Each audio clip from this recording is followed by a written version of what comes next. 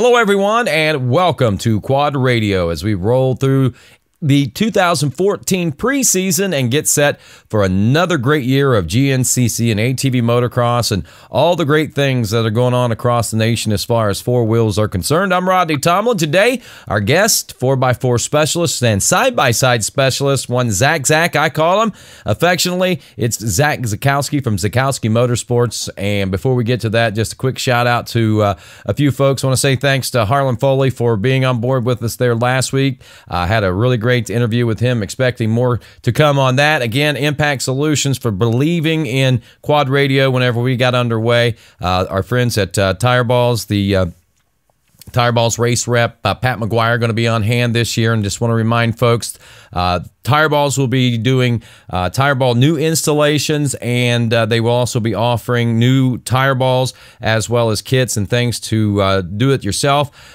They are, however, letting other folks do the actual installations. I know Santo DeRisi and DeRisi Racing will be doing installations, as well as I believe Maxxis and ITP can do that there at the GNCC track, and various other places. If you go on the GNCCRacing.com website, there you'll be able to find a press release from our friends at the Tire Balls Race Rep and find out a little bit more about that, so you're a little bit prepared heading into the GNCC racing season. And speaking of the GNCC racing season, just around the corner, that is for sure. And Zac Zakowski, who a year ago was laid up due to surgery, I think, and actually coming back and trying to get ready and geared up for a brand new season in 2013, is almost the same scenario as what we seen 12 months ago. So we say hello and welcome to Zac. Bud, what's going on? Hey, man, not much. I mean, you can call me Zac if you want. That's all good. Well, it only makes sense, man. Zac Zakowski. I guess probably my first question is, did your mom even think about that whenever she was naming you? Was that kind of a play on words? Is that what she was doing whenever they named you? Hey, you know what? I'm not sure, but it's all good. I've been called so many different variations of, double Z, ZZ top. I mean, Zac. Anything you can think of. A lot rhymes with Zac, so I got to live with it. Yeah, there you go. And it's a cool name too, man. And Zakowski Motorsports, man, that's a program that you and your family have built over the years. I am assuming of you racing, but I mean, it seems like a little more than that.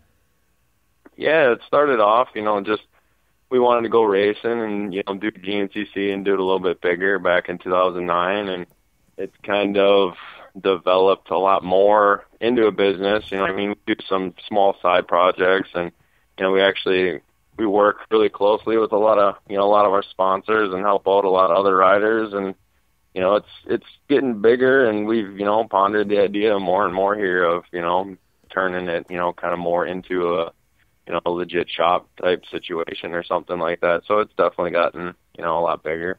Yeah. And according to your accent there, you come close to the Canadian border, it sounds like, when you say it out and stuff like that, man. You're from like the Midwest, North Midwest, I guess, or the Northwest United States, I guess, in a sense. Yeah, we're all the way up in Wisconsin. We're about, I think we still got like 6 hours to the border, but I mean, we're only like 3 hours from the UP, so it's, I try not to have an accent, but I know it's there a little bit. You can't help the hoser come out in you every once in a while, right? Oh yeah, at least, it's better than, I'd rather have my accent than, a really deep South one, so it's all good. There you go. The guys down south, so I say, I wouldn't want to talk like that for nothing. You know what I'm saying? Oh yeah. But anyway, Zac, back to the business at hand here, man. Talking about the team aspect of it and how you guys have grown. Let's talk a little bit about what is going on. What's the plans, and what is going on business wise, and we'll talk personal and racing wise here in a few moments. Well, what do you want me to get into? Well, I mean, you guys are out repping sponsors and stuff like that. I mean, do you guys like offer support in any ways? Do you guys sell products from your hometown or anything like that? Yeah, we've been starting to get into a lot more of, carrying a lot of our sponsors' products and, starting to sell some online and stuff like that. So we've been getting, getting into that a little bit more. We've had more and more people wanting us to, do some builds or, build them a quad to go race or, maintain, a side-by-side or quad. Because not everyone knows how to build one of these side-by-sides and go race it. Not everyone has the time or means to haul them places and travel with them. So, we've had a lot of people kind of, questioning us about stuff like that. And, I guess I don't know, where it's going to go or what we're going to do. I mean, I'm graduating from college here soon. So, it's sky's the limit, I guess. Yeah, there you go, and talk a little bit about that. I like that. That's a great format with what you guys are doing. Just letting it build itself. Basically, it sounds like, at least from the Zakowski Motorsports end of things. But let's talk about you personally. You mentioned you are about to wrap up with school, and I know that you're working on some presentations and stuff. You sent me a really nice picture there a little bit ago. You do look rather dapper today, man, and for good reason. I mean, the presentation, what is going on there? What are you working towards as far as degrees and things of that nature?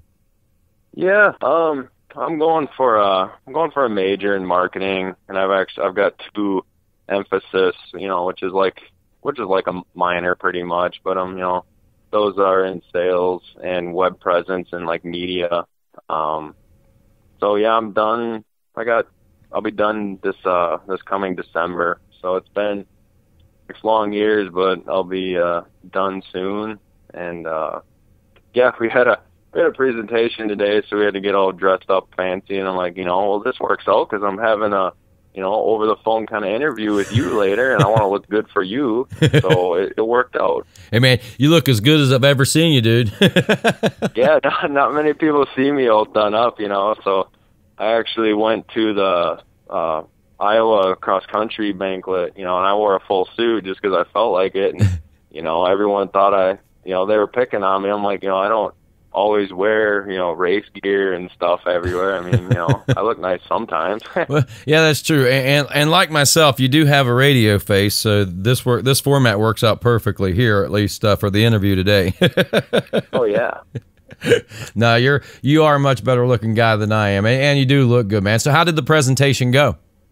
It went all right. It was, like a 30-minute group presentation. So, glad to get it over with. I mean, I can stand up in front of people and talk about something I care about, but getting up in front of a class and talking about some random business idea that you came up with that you don't really care about, it's a whole nother deal.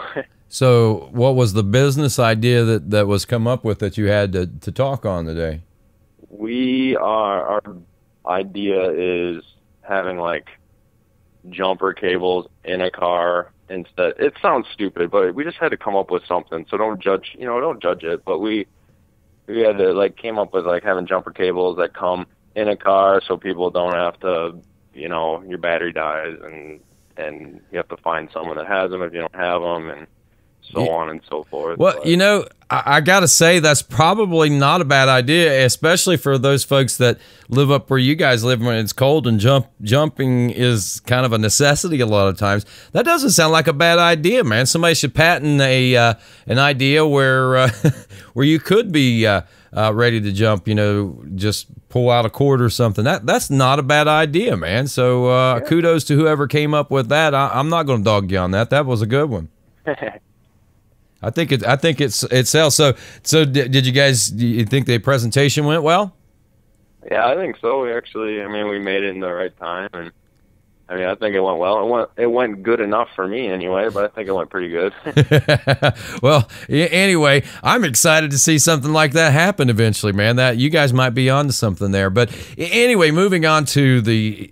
By the way, anybody that's listening to Quad Radio today, I was talking with Zach. He said, hey, we were talking. I said, hey man, I'm going to give you a call. He said, what, to BS or for Quad Radio? And I said, BS on Quad Radio. So this is kind of a BS session on Quad Radio today. A little off the beaten path, I think, but it's kind of the way that Quad Radio rolls, if you know what I mean. But Zach, anyway, let's talk about you and racing. How in the world did you even get into racing to begin with? How long have you been racing? You're what, 24? I'm assuming, if you've been in college for 6 years now. Yeah, I'm 23 now. I'm gonna be 24 this April. But man, I didn't start doing like ATV cross country until 2009. We did Ironman in 2008, but 2009 was our first like season doing it. I mean, before that, and I know in our last time we did this, we covered it a little more in depth, so I'll kind of keep it brief. But I raced go-karts from the time I was 7 years old till 13, and then obviously I'm a huge giant, so I outgrew go-karts at some point, and just started. I played football in high school pretty seriously, and just kind of dabbled in racing and riding ATVs, and realized I was good at it. And I mean, I've always had the personality where if I want to do something, I want to do it at the highest level, and do what I need to be successful in it. So, here we are now. Successful. I mean, yeah, very successful, I think, as well, because, I mean, you've taken a program, a 4x4 race program, and crossed over into the side-by-side program, which we'll talk a little bit about here in a few moments. But, I mean, it was a pretty good transition for you. I mean, the great thing about it for you was that a lot of the sponsors kind of cross over and carry over, so the programs that you've spent building for the 4x4 class has ultimately paid off for you on the side-by-side of things. Oh, yeah, for sure. I mean, almost at least like 80-90% of our sponsors all have, carried over. And when we made the transition into side-by-sides, I mean, it wasn't even really up for debate with any of our sponsors. I mean, we had told them we were going to do it, and everyone was, all for it. And, we've also picked up a lot of companies, or picked up even more support because of it. And I mean, I always knew I wanted to do side-by-sides. Like I said, I did go-karts. I was going to get into stock cars, and, I'm a driver, with a steering wheel by I don't know, I guess by talent, but, in my heart, I love, riding my four-wheeler. So a little different, but it's racing, and it gets you out in the woods anyway. And I know this year, your program, this is going to be one of the biggest years as far as 4x4 racing is concerned, with the introduction of the 4x4 Pro class. Ultimately, I guess is what we would call that. And I mean, it's kind of huge. It's kind of monumental, and you being one of the key players in that may not be as big a key the first few months out. Anyway, it doesn't look like. Talk a little bit about that. Yeah, you said it. I mean, this is pretty monumental. I mean, we've been pushing for this for quite a while for this to happen. I mean, back in 2010 and 11, I was one of the main 4x4 guys, trying to push it through and make it happen. And I know, me and Rick Checo have had, conversations all the time about, different ideas and stuff like that. But so it's cool that it's happening, but, it sucks for me because, like you said, I was all last year due to a knee injury, and it looks like I'm not going to be able to be at 100% and contend as much as I want to the first half of the year. So, I mean, it does suck. We've been pushing, and, I want to be a part of it and be out there running with everyone, because everyone's, all the fastest guys are together this year, but it's not looking like it's going to go the way I want it to for this season anyway. But you've got to be super excited about the whole aspect of it, though, man, because, I mean, what you guys have dreamed of, basically, from a 4x4 racing standpoint, is coming to pass.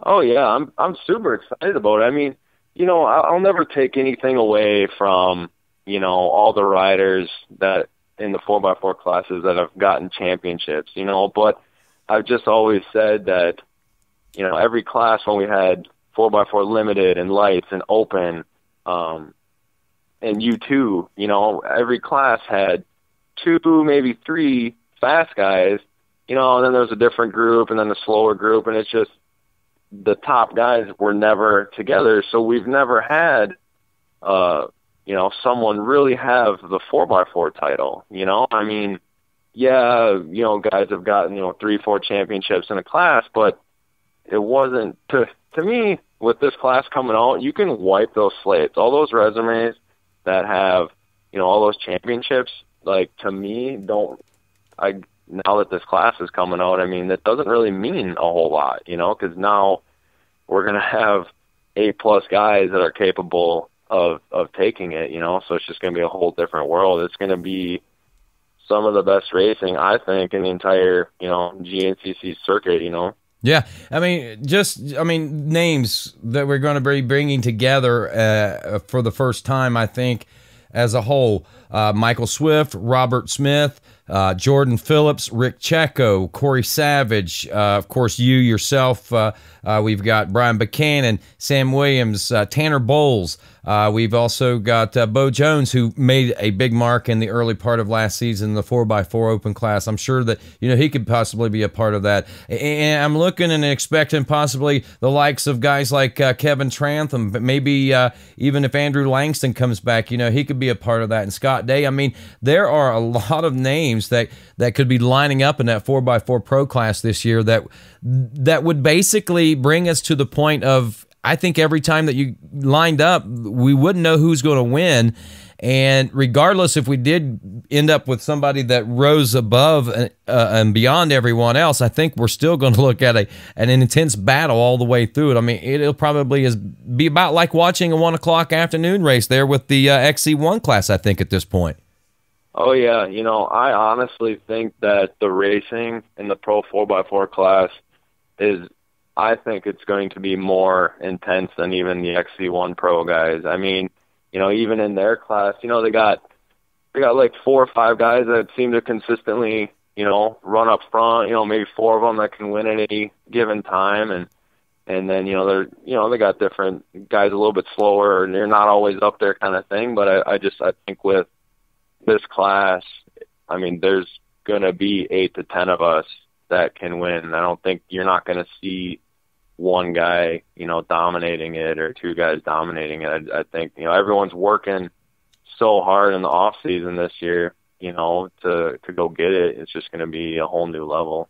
And Zach, not to stir any stink or anything like that, but one thing's for certain about the 4x4 pro class, you know, you always get those animosities, you get those. I think you would call them rivalries. This particular division, the 4x4 guys, you guys seem to be very solid in your beliefs. And basically, I mean, you guys, it's probably the tension there is a little tighter there than probably any division.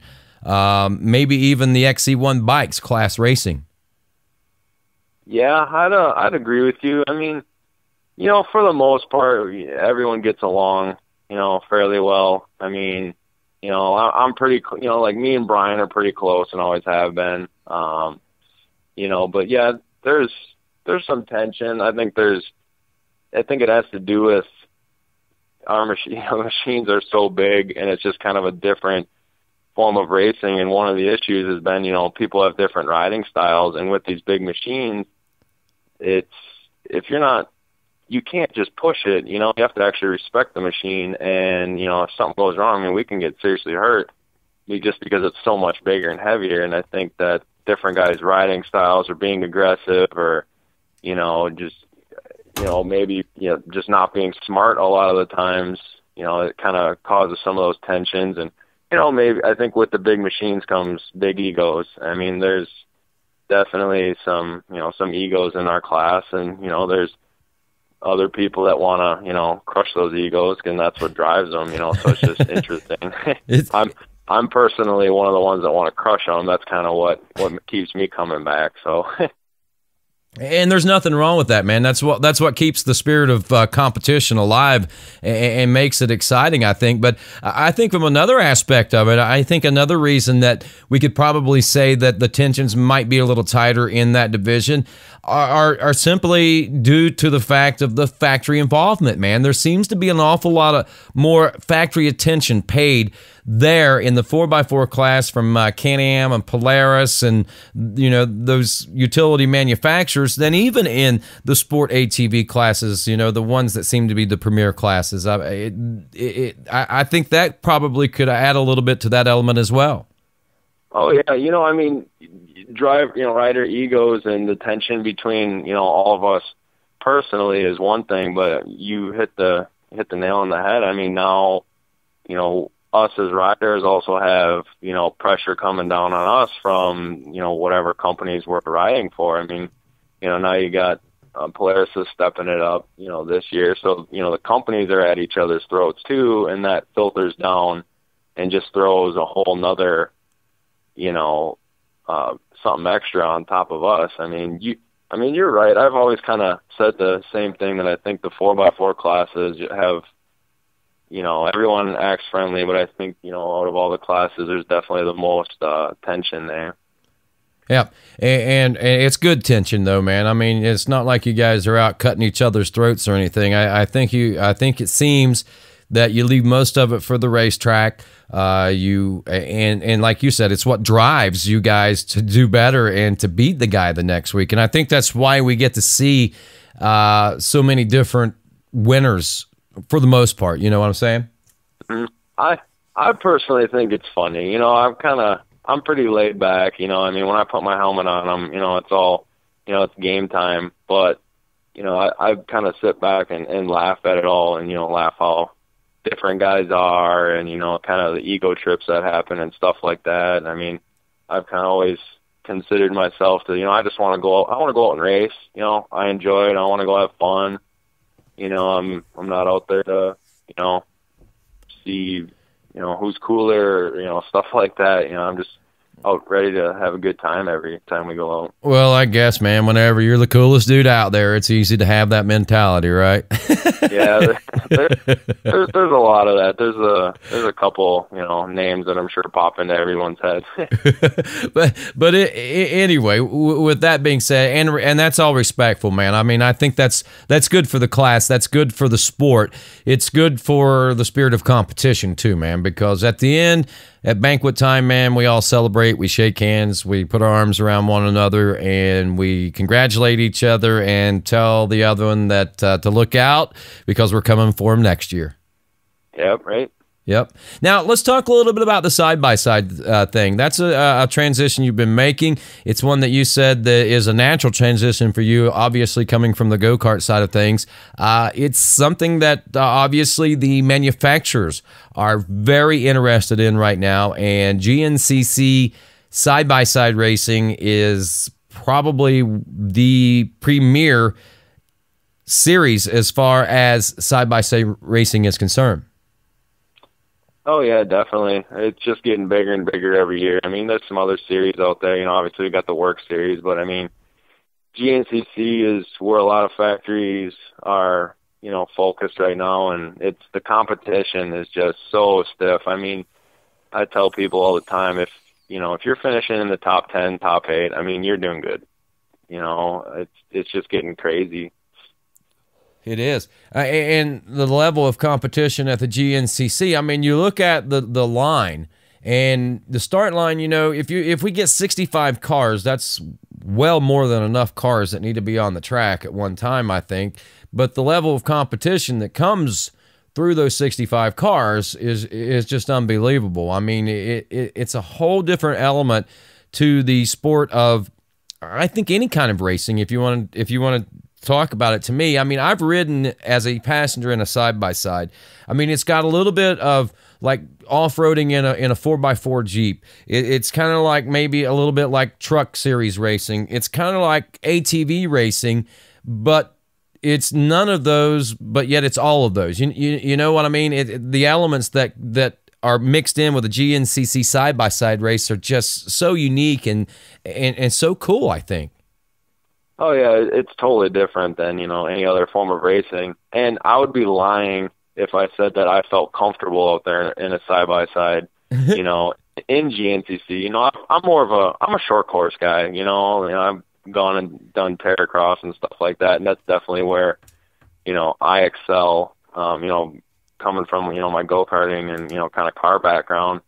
But, yeah, the woods is just, every time the flag flies or you line up on that line, I mean, you have no idea and little control over, some random rock coming up and, tearing out the drivetrain or something like that. I mean, It's just, it's a very intense and stressful hour. And I always, people always ask me if I'm nervous before the quad races, and I don't get too nervous. I mean, everyone does, but I'm all right for the most part. But when I'm strapped in that car, I mean, I'm growing more gray hairs just sitting there, just because it is just so stressful in there.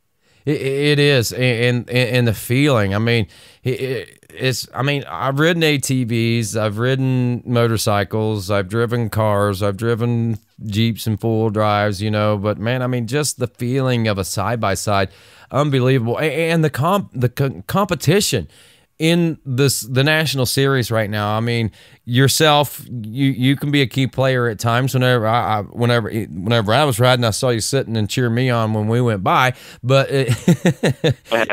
but anyway, I mean, the competitors there. We're talking former ATV superstar William Yoakley. We're talking, he comes from a background like that. And then another superstar that we talk about is the East Coast ATV guys, who we never heard of until side-by-side racing became a fad. Scott, I mean, unbelievable what this guy has been able to achieve in the short life of side-by-side racing. But man, what a name he's made for himself, and what a great competitor amongst not only him but so many other guys that have risen through this side-by-side market.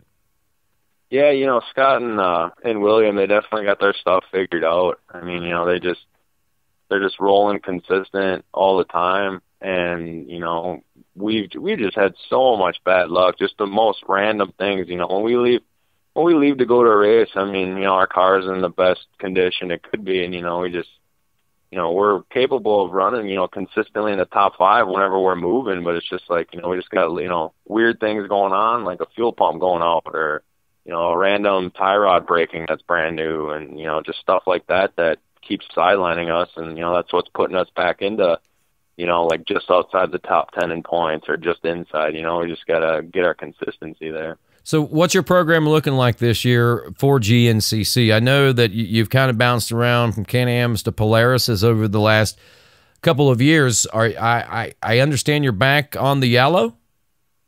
Yeah, I officially signed back on with Can-Am in the side-by-side for 2014 in the GNCC series. And I was signed in 2010 and 11 under the ATV, and then kind of since then, I worked with Can-Am a lot, and they helped me out here and there, but I wasn't a contracted rider or driver. So I was kind of off doing different things. I was doing Terracross and doing that with Polaris, and doing a couple little things, and just keeping options open. But yeah, for this year, I'm pretty excited to be back contracted with them and make something happen. So our program is looking pretty good. I mean, we're really going to focus hard on the side by sides this year. I mean, kind of not to go back to the ATVs, but like I said, just with my knee, I'm not going to be ready this first half of the season. So we're just going to focus on, what Can-Am wants me to focus on, and I do too. So we're just going to focus on that and really try to make a run for the championship this year.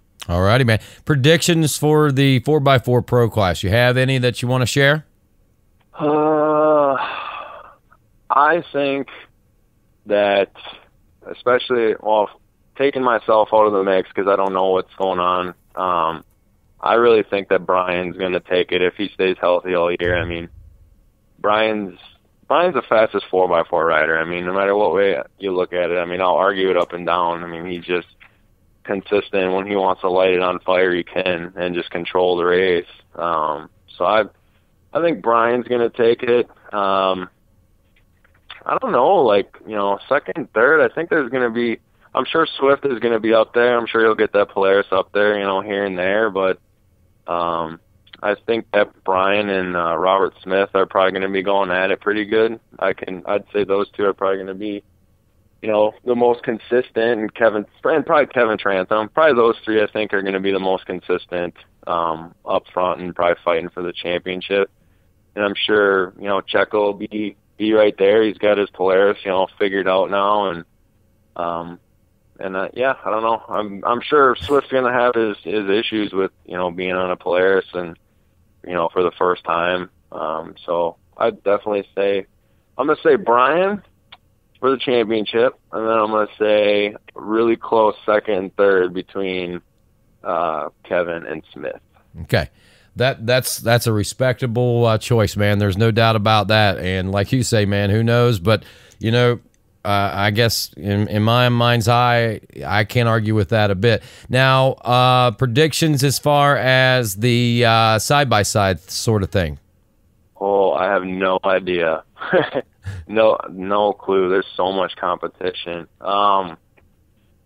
Man, I'm sure Yoakley and Kiger are going to be, right up there consistently. Man, I don't even know. I can't even give you a good idea. Yeah, that is a hard one to call. Well, the one that here's the dark horse. All right, speaking of dark horses, you mentioned Rick Checo on the on the 4x4 pro side of things. My dark horse, I think, and it's probably not so much a really dark horse. This is probably kind of cheating, but John Yoakley, Williams' nephew, I think is going to be probably one of the guys that people are going to have to watch out for on the side-by-side of things, man. This kid has blossomed so much, and, I mean, he's so young and just so fast. I mean, it's unreal how his learning, he's just excelling so much. I think he's going to be stiff and one to throw in there this year. Yeah, I was gonna just say him right before you said it. Yeah, I think so too. I mean, he's been doing awesome. I like to think that I think me and Cheney probably got a good shot of running up in the top 5 too. If we can just both get our consistency and get our Can-Ams dialed in good. Yeah, I know Mouse and the boys. I mean, there's some. It's crazy. You can't even.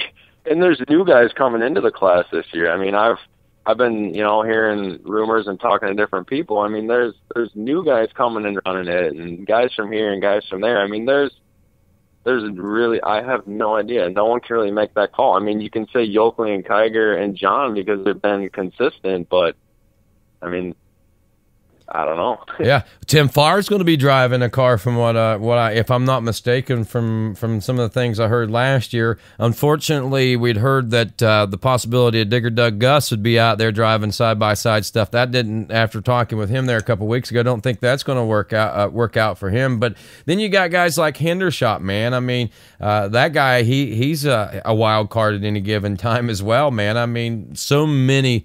I love this sport, man, and it's so great because week to week to week, you never know who's going to win, and I think that's what makes it so exciting. At least it does for me. Yeah, and it's the side-by-side such a different world that, it's almost impossible. There's no such thing as carrying momentum from the year before. You know what I mean? Yeah. It doesn't exist, and, at the end of the you see totally different people at the beginning of the year running good, and at the end of the year when, luck's, switching over to someone else, you see totally different people. But, I mean, there's no such thing as, carrying that speed into the next year. So every, in Georgia, it's just going to be like, who's going to take this one, Yep. I'm looking forward to it. There's no doubt about that. Zach, you got any shout-outs you want to give today before we let you go?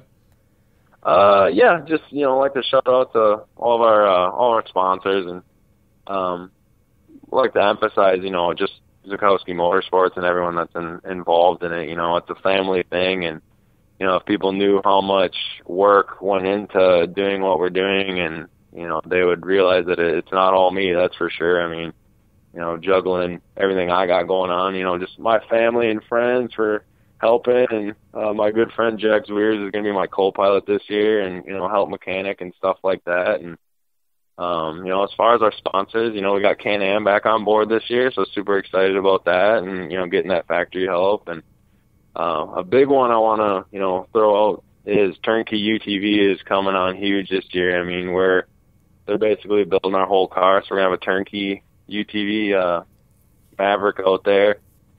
Straight Line Performance, we've worked with them in the past. They do our exhaust and our clutching, and they're getting bigger into the market. So we switched over completely to their exhaust and getting some good power out of them. Amsoil, been with them for a while. Kenda Tires coming back this year. Tweak Powder Works is keeping our stuff looking good. We got a whole new look coming out this year, so I'm sure you'll be interested in seeing that rod. Raz Racing, fast handlebars, DP brakes, OMF rims, spider grips. My good friend at BOW Performance Training trying to get me back into normal person condition after these knee injuries, and K&N and Frog Skins, and just everyone else.